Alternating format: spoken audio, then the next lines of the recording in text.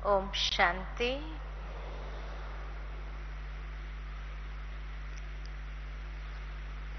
बाप दादा के इस सीजन के महावाक्य में बाबा ने कई बार मुरलियों में कहा कि ब्रह्मा बाप के कदम पर कदम रखते चलो तो हर बात सहज हो जाएंगी। और जब बाबा ने ये कह दिया कि ब्रह्मा बाबा के 8 कदम, तो कई भाई बहनों का ये प्रश्न बना रहता है कि बाबा के 8 कदम कौन से। बाप दादा ने मुरली में तो ये बात बताई नहीं कि बाबा के 8 कदम कौन से। तो मन के अंदर विचार चल रहा था कि बाबा के 8 कदम कौन से होंगे। साकार बाबा को तो हम लोग ने देखा नहीं, परंतु जो बाबा की बातें सुनी है दादियों के द्वारा, बाबा की विशेषताएं हमने देखी है बुद्धि के चक्षु के द्वारा। बाप दादा ने भी कई बार ब्रह्मा बाप के विशेषताओं को स्पष्ट किया है। उससे जैसे साकार बाबा का संपूर्ण चरित्र हम सभी के नैनों के सामने है। तो जब मैं सोच में बैठी थी नमः शाम के समय का योग, बाबा हमेशा इसीलिए एक तो अमृत वेला और दूसरा नमः शाम का योग का महत्व बताते हैं। तो जब 6:30 से 7:30 का योग कर रही थी तो मन में यही सवाल था कि बाबा के 8 कदम कौन से होंगे, कैसे लोगों को जवाब दे, क्योंकि ऐसा वैसा जवाब भी नहीं देना है। मन को संतुष्टि हो ऐसा जवाब कम से कम मिले जिससे हमारे जीवन में भी चलने की एक प्रेरणा आए। तो जब उस बात के ऊपर सोचते हुए मैं योग कर रही थी और जैसे ये प्रश्न बाबा के सामने ही रखा तो मेरे सामने जैसे कि एक दृश्य के रूप में अनुभव बाबा ने कराया कि ब्रह्मा बाबा के 8 कदम कौन से। और मैं समझती हूं कि योग में जब बाबा ने ये बात एक दृश्य के रूप में सामने लाई, जिससे मुझे इतना अंदर में एक सैटिस्फैक्शन मिला और उस दिन की योग की स्थिति बहुत सुंदर थी। तो लगा कि सचमुच ये कदम कितने सहज है। तो जो पहला कदम मेरे सामने आया,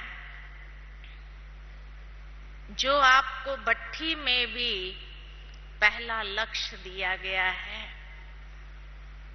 और वह है आत्म अभिमानी स्थिति।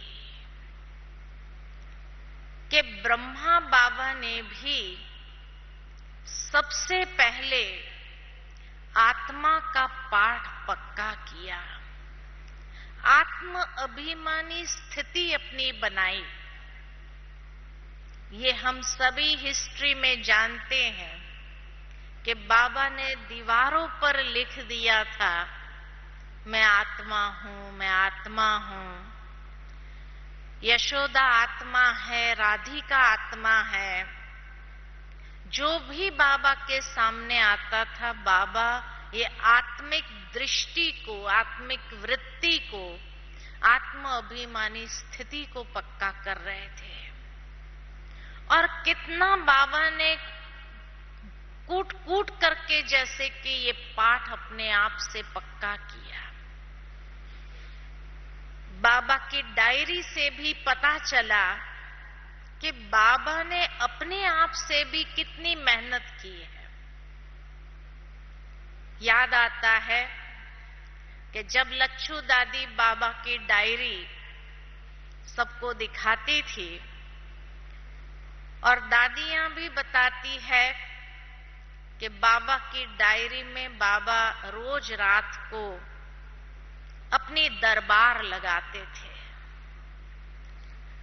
जिसमें मन मंत्री से पूछते थे कि हे मन मंत्री, आज तुम्हारी कर्मेंद्रिय रूपी कर्मचारियों ने कोई भी बात में धोखा तो नहीं दिया।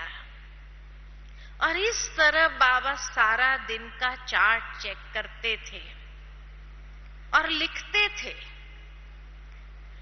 ताकि दूसरे दिन उसी बातों पर अटेंशन दे सके कि वो कर्मेंद्रिया पुनः कोई भी प्रकार से हलचल न मचाए। तो ये पहला कदम जो बाबा ने चला, ये जैसे हम सब के लिए भी बहुत महत्वपूर्ण है। बाबा ने कई मुरलियों में ये बात कही है, बच्चे ये पहला कदम जितना पक्का होगा उतना ही अंतिम स्थिति उसी के आधार पर बनेगी, क्योंकि पहला पाठ भी आत्मा है और अंतिम पाठ भी आत्मा है।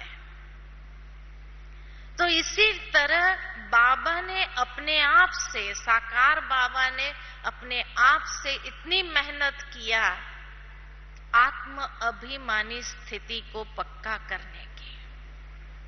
और इसलिए बाबा बार बार जो अभ्यास करते थे वही साकार मुरलियों में भी कभी कभी अनुभव के रूप में बाबा शेयर करते कि स्नान कराता हूं तो भी सोचता हूं कि ये रथ को मैं स्नान करा रहा हूं। खाना खाता हूं, एक गिट्टी बाबा की याद में खाता हूं, दूसरी गिट्टी खाते समय अगर भूल जाता हूं तो अपने आप से मेहनत करता हूं। साकार मुरलियों में कई बार ये अनुभव आते कि आत्म स्थिति कितनी इंपॉर्टेंट है हमारे जीवन के हर कर्म के लिए। इसीलिए बाबा कई बार कहते हैं, बच्चे देही अभिमानी बनकर रहो या आत्म अभिमानी बनकर के रहो। और ये पाठ बाबा ने इस तरह से खुद के जीवन में भी पक्का किया और हर मुरली में भी पक्का कराने के लिए जोर दिया था।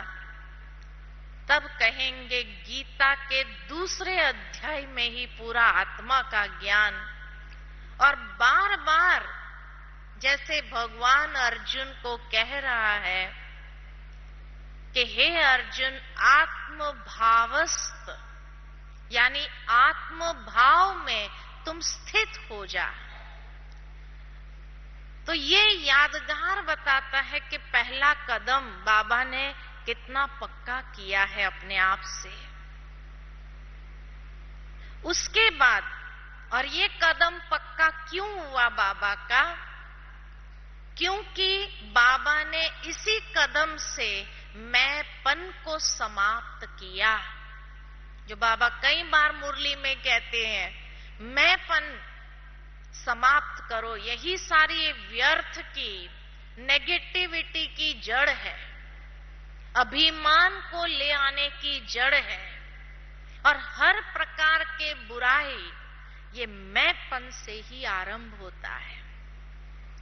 तो ये पाठ पक्का करते हुए बाबा ने अपने मैंपन को पिघाल दिया, न्यूट्रलाइज कर दिया। उसके बाद दूसरा कदम जो बाबा का चला वो था कि बाबा ने 5 बहनों का ट्रस्ट बना करके अपनी सारी संपत्ति समर्पित कर दिया। मेरा कुछ नहीं, ये मेरेपन के भाव को समाप्त करने के लिए बाबा ने सब कुछ समर्पित कर दिया।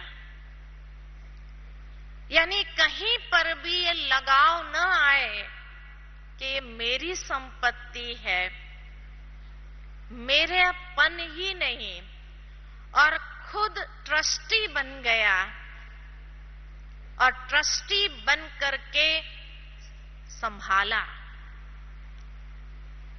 तो ये बाबा का संपूर्ण समर्पण होना ये दूसरा कदम था।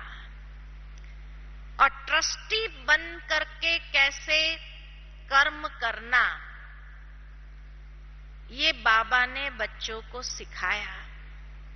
और इसीलिए बाबा हमेशा मुरलियों में बच्चों को यही इशारा देते हैं कि बच्चे सरेंडर बुद्धि हो जाओ, सब कुछ बाबा का है।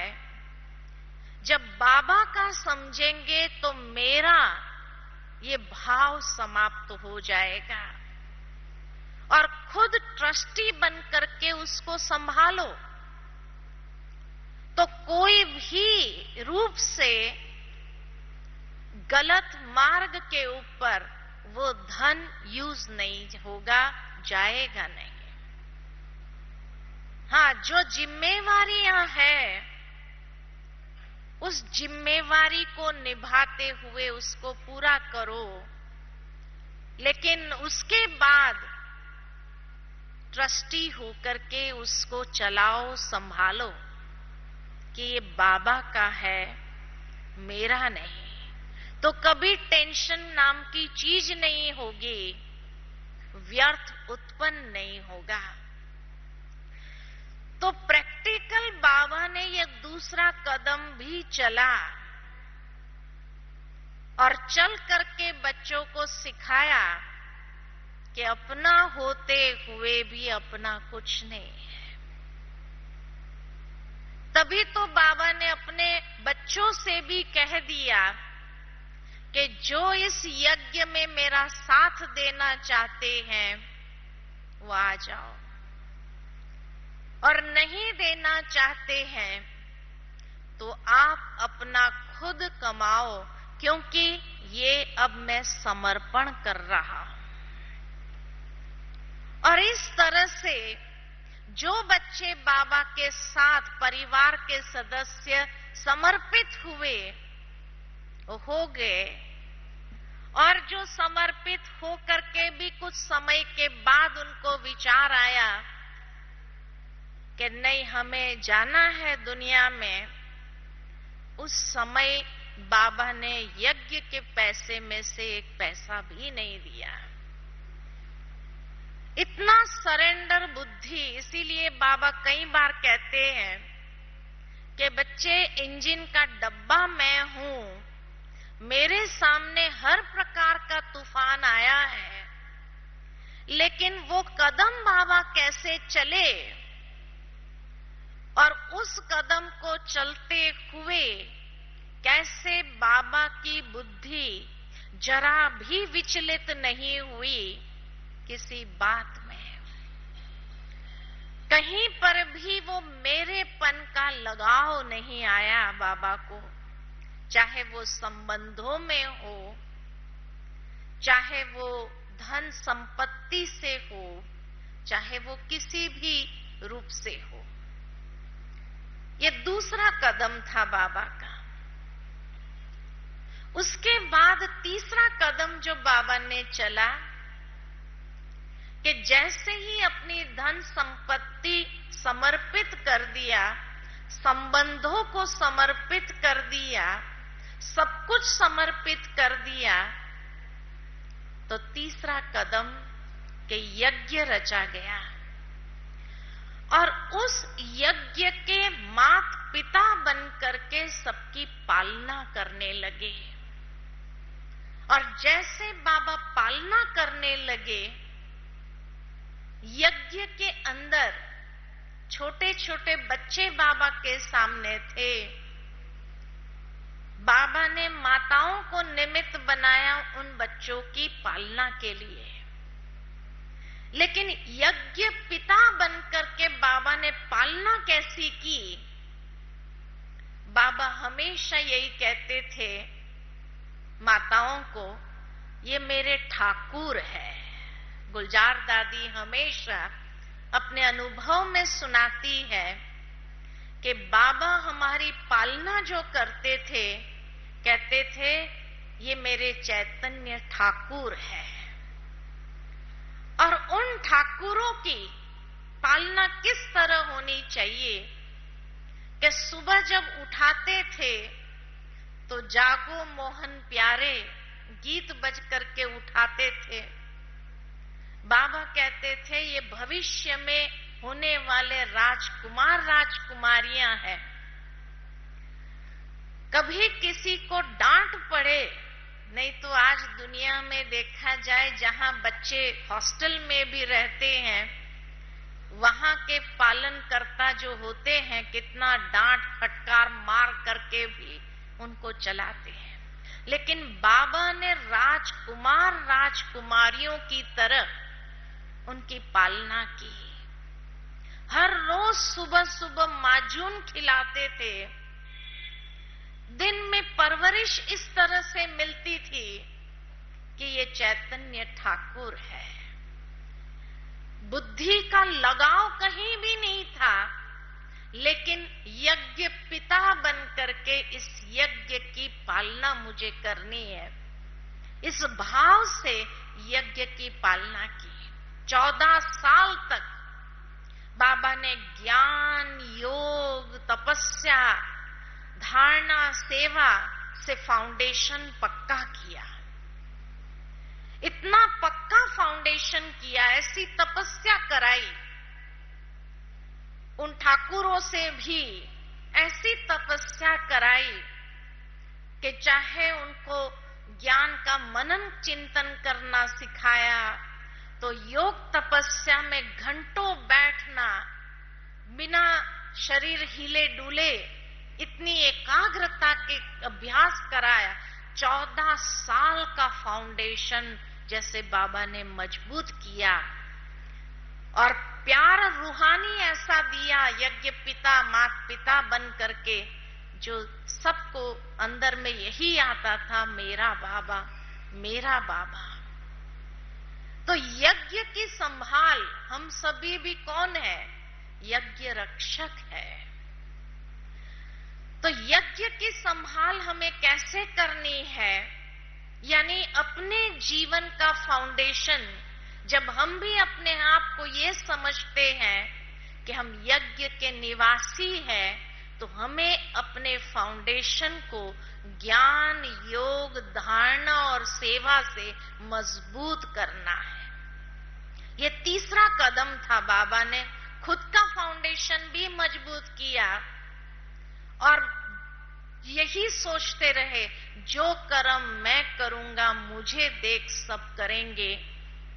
तो इसीलिए बाबा ने उन बच्चों के अंदर भी ये संस्कार डाले और ये 14 साल की गहन तपस्या ऐसी उन लोगों से कराई कि उनकी बुद्धि कहां पर भी बाहर नहीं जाती थी। इतना पावरफुल उनको ज्ञान योग से मजबूत किया, उनकी स्थिति को ऐसे पावरफुल बनाया कि किसी बच्चे को रोना नहीं आया। बाबा के सामने अगर कोई जाता भी था कि बाबा इसको रोना आया, बाबा हाथ ऐसे घुमा कर कहता था, इसका नलका यहां से निकाल दो।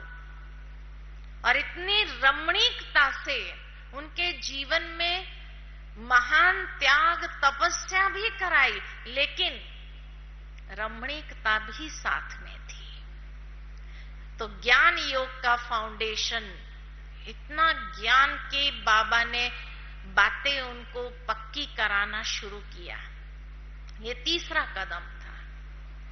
चौथा कदम बाबा का था कि जब वहां से 14 साल का फाउंडेशन मजबूत करके माउंट आबू आए और यहां आते ही बेगरी पार्ट शुरू हुआ। तो चौथा कदम बाबा का था कि बेगरी पार्ट में भी बेफिक्र बादशाह, जिसके लिए कई बार बाबा ने मुरलियां चलाई कि बेफिक्र बादशाह कितना बने हो। यह फिक्रात रहती है, व्यर्थ संकल्प चलते हैं। तो चौथा कदम बाबा का सामने आया, बेफिक्र बादशाह। बेगरी पार्ट ऐसा चालू हुआ कि लोगों को लगता था कि अब ये संस्था बंद हो जाएगी, परंतु ब्रह्मा बाबा के चेहरे पर एक भी फिक्रात की रेखा नहीं थी। है ना? घर में 4 आना नहीं होता था, यज्ञ के अंदर अनाज का दाना नहीं होता था, उसके बाद भी फिक्रात नहीं। आपके घर में अनाज न हो, खाने वाले 5 मेंबर हो, चिंता होगी या नहीं होगी? सुबह सुबह स्वमान लेंगे, मैं बेफिक्र बादशाह हूं, और दिन में हालत क्या होगी? हाँ? लेकिन ब्रह्मा बाबा का बेफिक्र बादशाह का पाठ, जब दादी जाती थी बाबा के पास में, बाबा क्या खिलाना है 350 को? बाबा कहते थे 10 बजे आना। वो दादी सोचती थी कि अभी नहीं है, 10 बजे कहां से निकालेंगे बाबा। परंतु 10 में 5 कम को जब दादी जाती थी तो बाबा कहते थे बैठ जाओ, बिठा देते थे। और ठीक 10 बजे पोस्टमैन आता था, कवर में 1000 रुपया पता नहीं कहां से आता था। बाबा से जब पूछते थे कि बाबा ये 1000 रुपया कौन भेजता है, बाबा मुस्कुरा कर कह देते थे, रावण की लंका में एक मंदोदरी है जो भेज रही है ना?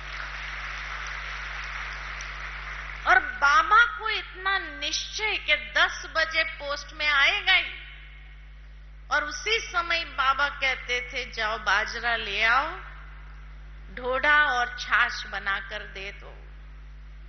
निश्चय बुद्धि कितने! सुबह के नाश्ते के लिए बाबा कहते थे चलो बच्चे जंगल में घूमने चलते हैं, बेरी बेरी खिला देते थे, करवंदे खिला देते थे, सबका पेट भर जाता था, आकर के डोडा छाछ खा के सो जाते थे, है ना? और ये पाठ कोई 2-4 दिन का नहीं था,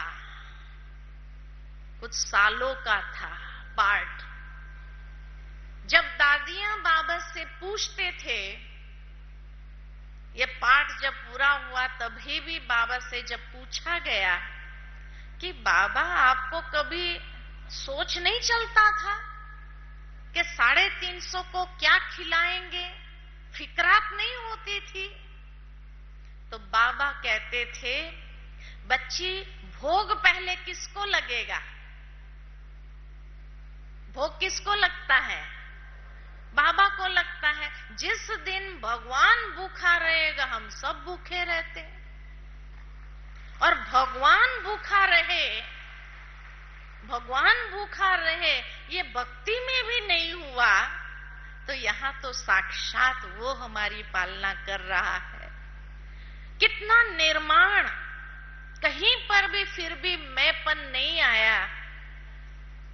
इतना बेफिक्र बादशाह, जो बाबा हमेशा ये कहते भोग उसको लगेगा ना, वो जिस दिन भूखा रहा हम सब भूखा।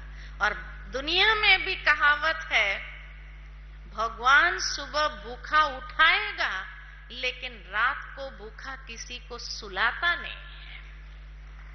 तो यहां तो हम बच्चे हैं, और इसीलिए बाबा ने ये बात कही हुई है कि बच्चे, अंतिम समय कैसा भी होगा, जो बच्चों को ये आदत होगी भोग लगाने की घर गृहस्थ में भी, तो बाबा का उनके लिए वायदा है कि बाबा उसको कभी भी भूख मरने नहीं देंगे। दाल रोटी उसकी फिक्स है, दाल रोटी फिक्स है। भोग लगाते हैं घर में भोग लगाते हैं कि नहीं लगाते हैं? मतलब से नहीं लगाना कि अंतिम समय हमें मिले, इस मतलब से नहीं लगाना, प्यार से ही लगाना है बाबा को। और जितना प्यार से लगाएंगे उतना बाबा के उस प्यार की वर्षा होने लगेगी। तो ब्रह्मा बाबा का ये चौथा कदम, बेफिक्र बादशाह, निश्चय की परीक्षा, तूफान ब्रह्मा बाबा के सामने भी आए कि निश्चय की परीक्षा हुई बाबा की भी। शिव बाबा परीक्षा तो लेते थे कि कितनी बुद्धि हिलती है, व्यर्थ संकल्प चलते हैं। इसलिए बाबा की जब भी ये मुरली चलती है, बच्चे बेफिक्र बादशाह बनो। भावार्थ ये कि हमारा निश्चय का फाउंडेशन इतना मजबूत होना चाहिए कि कैसी भी परिस्थिति आए फिर भी निश्चय की सुई हमारी हिले नहीं। उसको कहेंगे कि बेफिक्र बादशाह।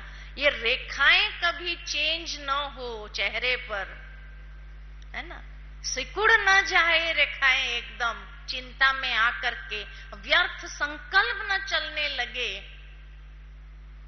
तब कहेंगे बेफिक्र बादशाह।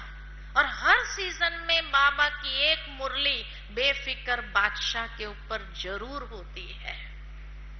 ऐसे बेफिक्र बादशाह हम कहां तक बने? अपने चार्ट को भी देखते जाओ कि ये कदम चल पाएंगे ना कि नहीं चल पाएंगे। जो ब्रह्मा बाबा ने आत्म अभिमानी, है ना, बुद्धि से समर्पण होने का, यज्ञ रक्षक बन करके यज्ञ में हरेक को वो समदृष्टि से देखते हुए चलना, सबके संस्कारों के साथ अपना ज्ञान योग का फाउंडेशन मजबूत करना, और कोई भी परिस्थिति आए तो बेफिक्र बादशाह, ऐसे निश्चय बुद्धि विजयंती। पांचवा कदम उसके बाद बाबा का रहा कि जैसे ही बेगरी पाठ समाप्त हुआ या उसके होते ही बाबा प्रैक्टिकल कर्म योगी बनकर के पाठ बजाना शुरू किया। दादियों से हम सभी सुनते हैं कि हर चीज बाबा अपने हाथों से करते थे। यज्ञ के अंदर टायर से चप्पल कैसे बनाना है, उसके बाद अनाज कैसे सफाई करना है, बर्तन कैसे धुलाई करना है, बाबा खुद करने चले जाते थे। धोबी घाट पर चले जाते थे और कहते बाबा सबसे बड़ा धोबी है।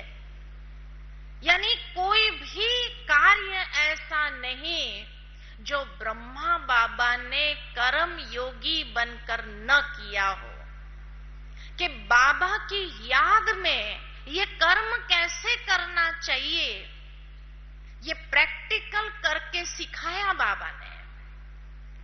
यज्ञ का हर एक कार्य बाबा ने खुद करके सिखाया। तो इसलिए कहा कि कर्म योगी जीवन किसको कहा जाता है, कि हर कर्म बाबा की याद में कैसे करना है, ये बाबा प्रैक्टिकल सिखाता गया। कहीं पर भी कर्म में अगर बच्चे के संस्कारों की आपस में कोई भी ऊपर नीचे बात हो जाए तो बाबा अपने कर्म द्वारा उसको सिखाता था। निर्मल शांता दादी अपना अनुभव सुनाती थी। जब बाबा ने कहा टायर से चप्पल बनाओ, और दादी ने कहा कि चप्पल हम बनाएंगे, हमें थोड़ी आती है चप्पल बनाना। बाबा कहते हैं हम मोची है क्या? तो बाबा कहता था अगर मोची जितनी भी अक्कल नहीं होंगी तो विश्व की बादशाही लेकर क्या करेगी? अगर एक चप्पल बनाने की अक्कल नहीं होंगी तो विश्व की बादशाही लेकर क्या करेंगी? भावार्थ ये कि हर एक काम में जो देह अभिमान आता है बीच में, उस देह अभिमान को कैसे चैलेंज करना चाहिए, कैसे तोड़ना होता है, उसके लिए कोई भी कार्य हो। झाड़ू मारने के लिए कहा जाता था, कोई कहता था मैं झाड़ू मारूंगी। अगर बाबा कहते अगर झाड़ू मारने जितनी भी अक्कल नहीं है तो विश्व की महारानी कैसे बनेंगी, है ना? भावार्थ ये कि हमारे अंदर ये नहीं आना चाहिए ये काम नहीं होगा हमसे, ये काम नहीं होगा। माना हर कर्म प्रैक्टिकल कर्म योगी बन करके किया भी और सिखाया भी कि इसमें बाबा की याद में रह करके कैसे करना होता है।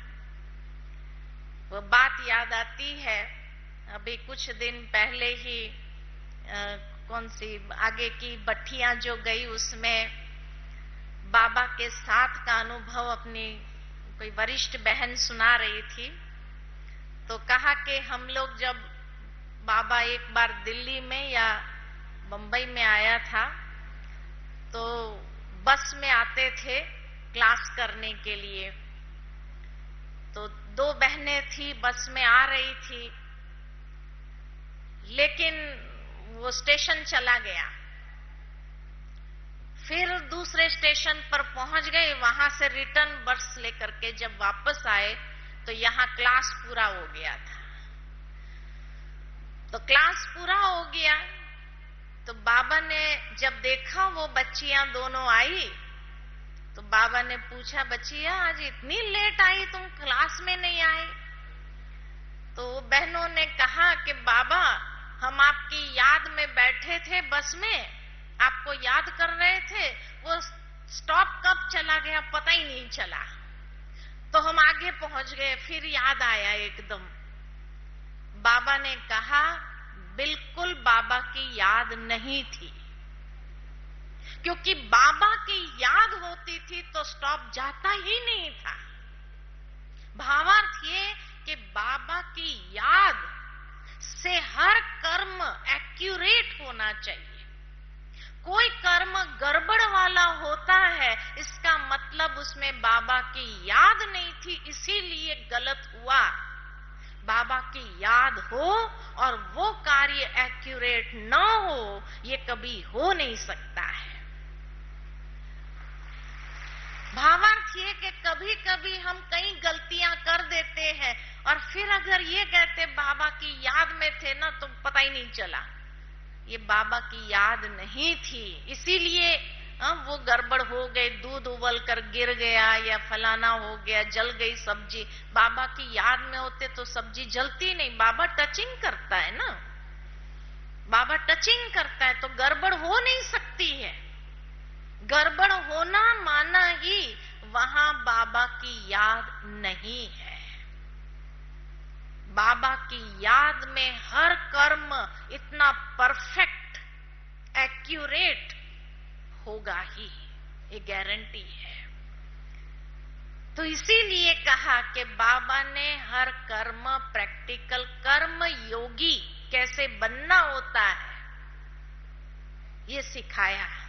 और ये कर्म योगी बनना भी बाबा क्यों सिखाते हैं हमें?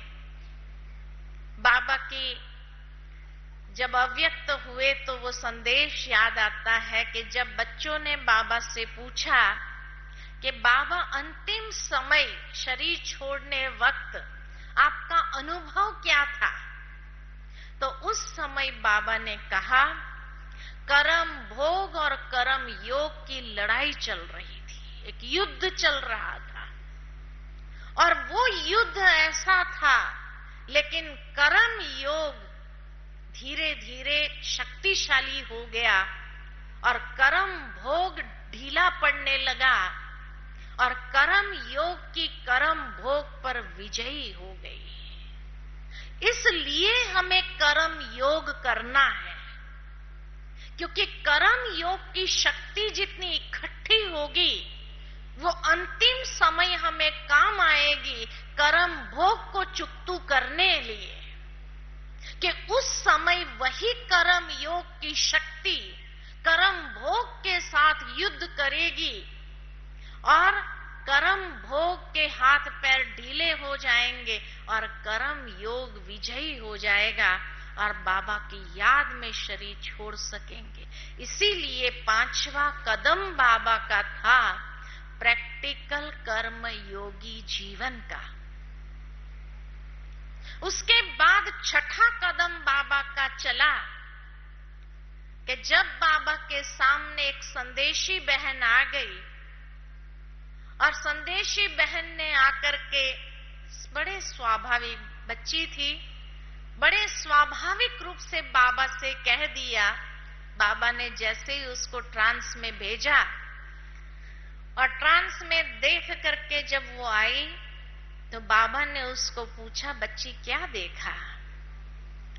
तो उस बच्ची ने बाबा से कहा कि बाबा, ऊपर जो बाबा है ना वो तो बहुत आकर्षण वाले हैं और आप में वो आकर्षण नहीं है ऊपर जैसे बाबा की।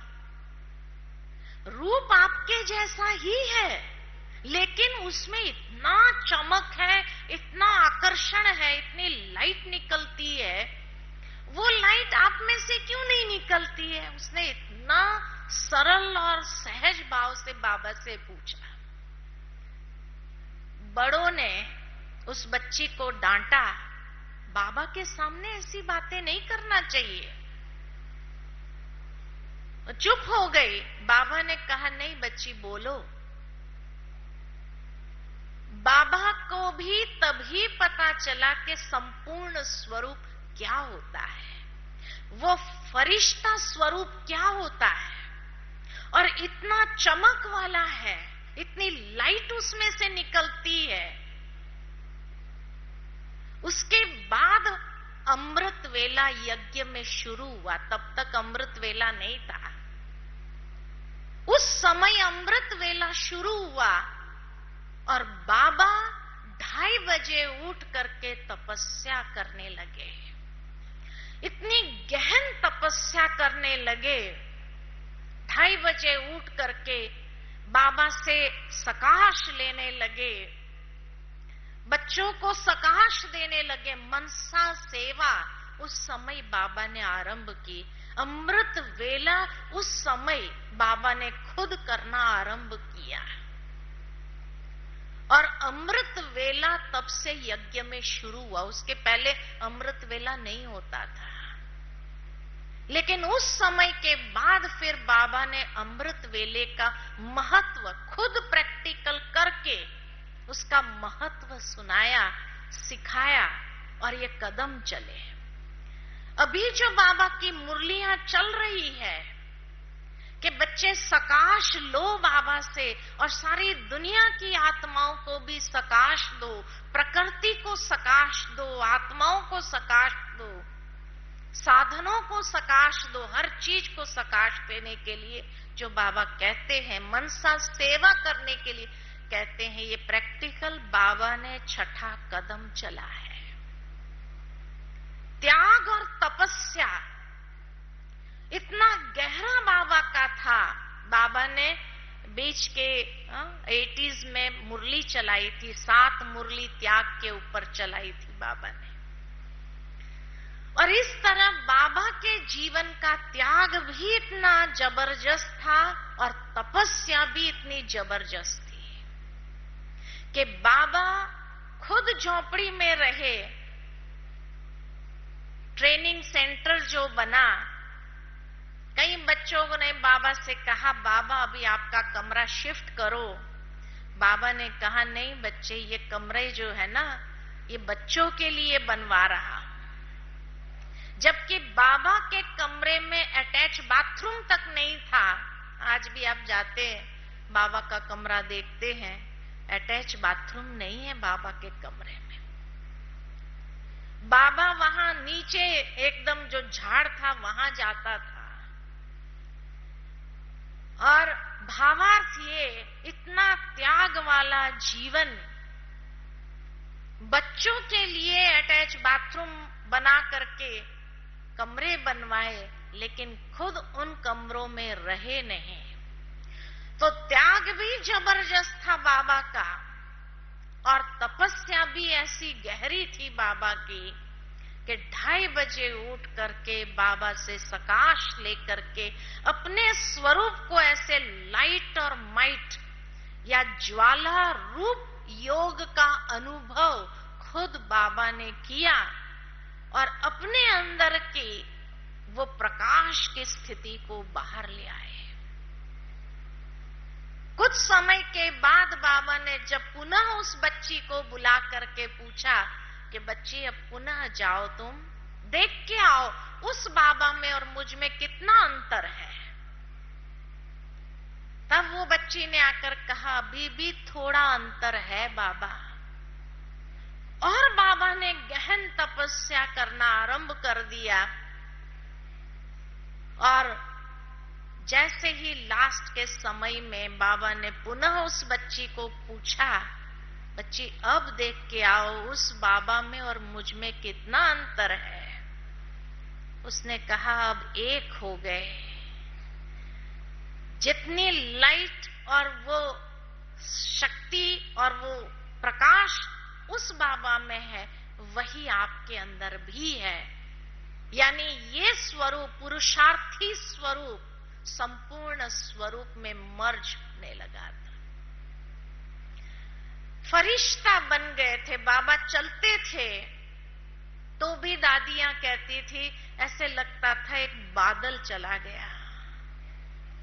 बाबा का हाथ पकड़ते थे तो ऐसा लगता था जैसे पूरा हाथ रुई का हो गया है। इतना नरम बाबा का हाथ महसूस होता था।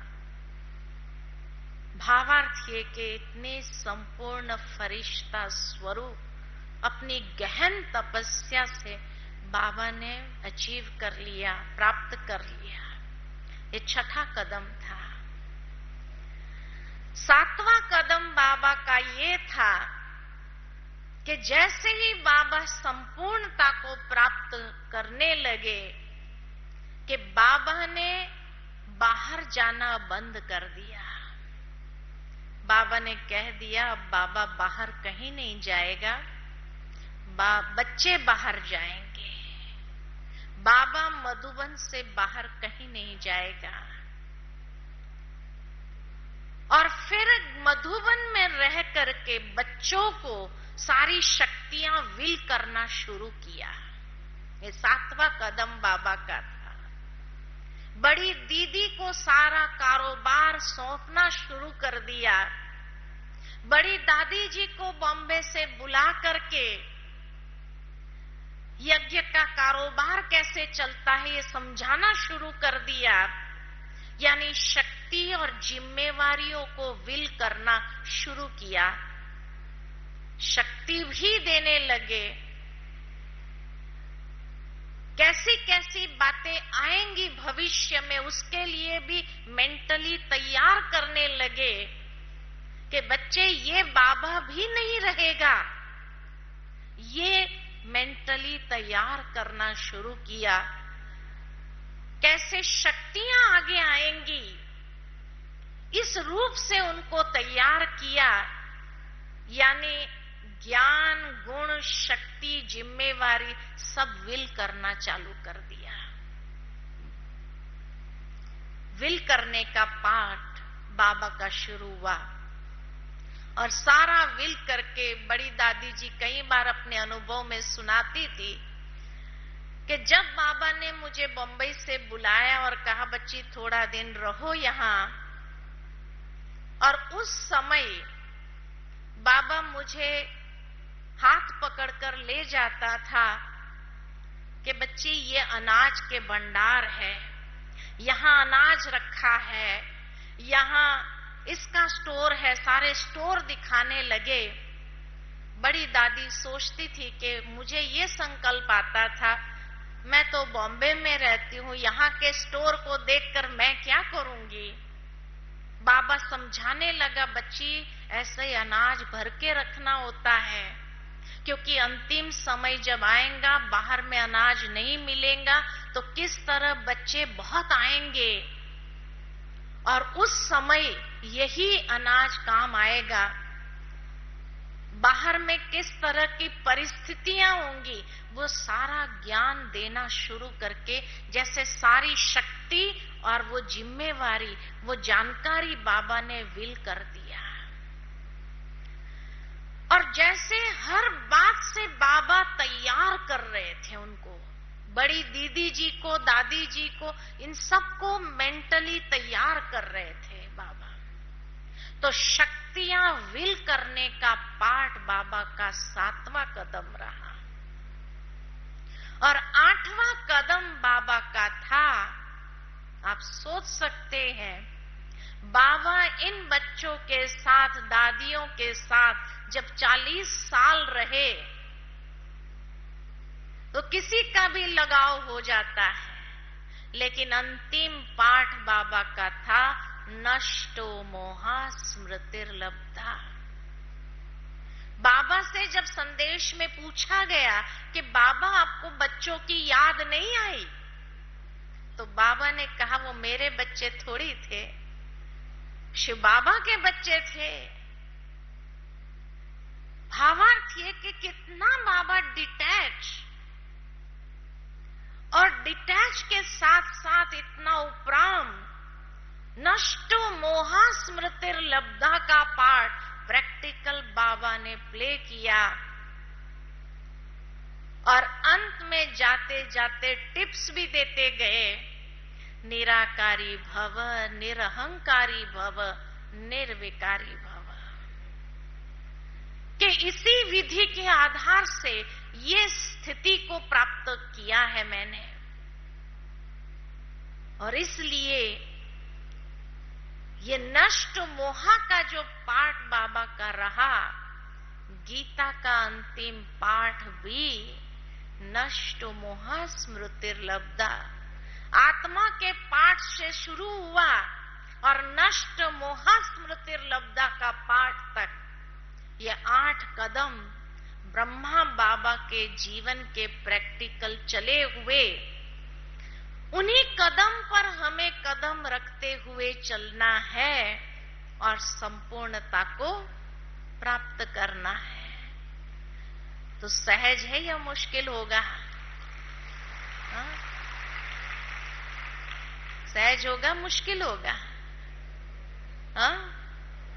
अभी तो पता चल गया बाबा के 8 कदम कौन से हैं, और हमें भी अपने जीवन में वही 8 कदम चलने हैं और उसी 8 कदम से संपूर्णता को प्राप्त करना है।